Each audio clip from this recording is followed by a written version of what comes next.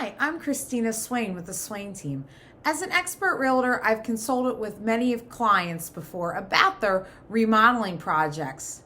If you're considering a kitchen remodel, keep in mind that the size and scope of the project will largely influence the cost and your return on investment.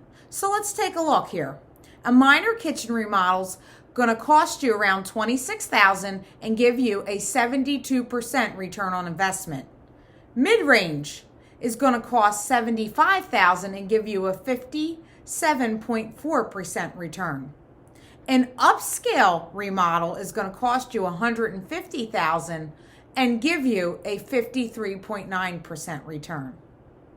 If you're considering updating your kitchen to sell, reach out to me. I can give you tips and tricks on what to do, on how to keep those costs low while enhancing your home's value at the same time. Until next time, I'm Christina Swain with the Swain team.